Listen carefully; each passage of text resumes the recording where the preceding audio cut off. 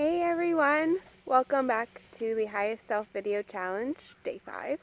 I did take the weekend off to be fully present with my family and all of the challenges and wonderful experiences that brings. And today's Monday, getting back into the flow of things. And today I'm really excited to talk about changing the world by being radiant exemplars. And I hear Brian talk about it every week and every time we see him on social platform. And I thought I got it. I really did. But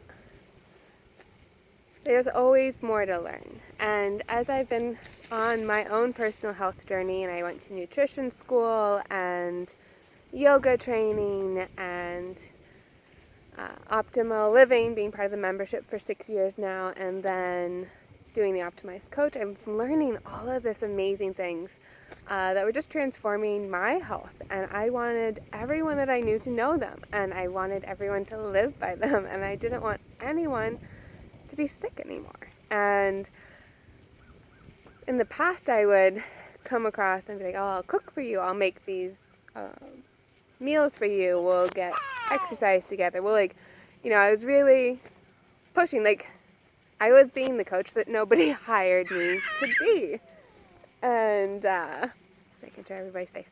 And especially in the relationship, the dynamic with my husband of I love him so dearly and I want him to be healthy, and I see him struggling, and I have all these tools and I have all this knowledge, and I just wanted him to change so he would be healthy and he wouldn't be so tired and struggling the way that he has been. And that really just put a lot of pressure and a lot of strain on our relationship, and it created a dynamic that wasn't fulfilling for either of us. And so this year, through Coach, which I find kind of ironic that I have now in the process of becoming a coach, but realizing that in my personal relationships, if I'm not asked to be a coach, then I don't need to be one. And it's perfectly fine for me to just show up and be me and allow others to be them in the way that they want to be in the moment. And so I released that tension, and I stopped trying to cook the healthy meals to get my husband to eat them and to get him to exercise with us and get him to do. Oh, hi, sweetheart. Would you like to say hello? Okay. And just released that and really shifted my energy to appreciating who he is and all the things that I do love about him, instead of always focusing on the things that he's not doing or how I thought that he could improve, or just, the little mundane things. And so that was a shift and a release in our energy and in our relationship, which has been a positive for both of us. But then in the experience of this past week of going and doing the Spartan race, and at the end of the race, I just felt incredible, just amazing. And I just couldn't stop smiling. And I had, even though I was physically exhausted, 13 miles, 30 obstacles, 180 burpees, isn't any minor physical feat, but I had this just energy coursing through me that when my husband wasn't feeling well, he's like, can you drive? It was a 6-hour drive back home after the race. I said, sure, rest. Yeah, I got this. The next day when our son was up at 2 o'clock in the morning, yeah, sure, I've got this. And just this feeling of just energy and happiness and joy that I brought back from the race into real life. And through that, people at the race noticed, they're like, you just look happy. And just kind of marveled at that. And then throughout this whole week of being home after the race, and people are like, what's different? You just seem happy. What are you doing? And in the specific example of my relationship with my husband, thank you for the flowers, sweetheart. I came back from the race and I felt so great, and I continued to see the effect of that in our everyday life. And he came back from his therapy on Tuesday and said, I'm going to try and go for a run tomorrow morning.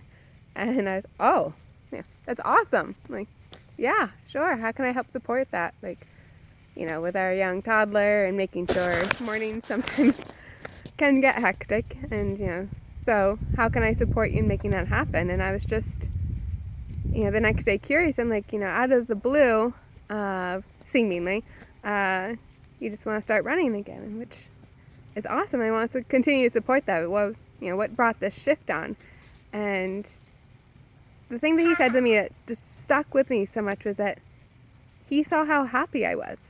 And it made him remember that he used to be a runner and he used to be very active. And he remembered that he did used to just do it for fun, for the joy of it, and that it brought him happiness.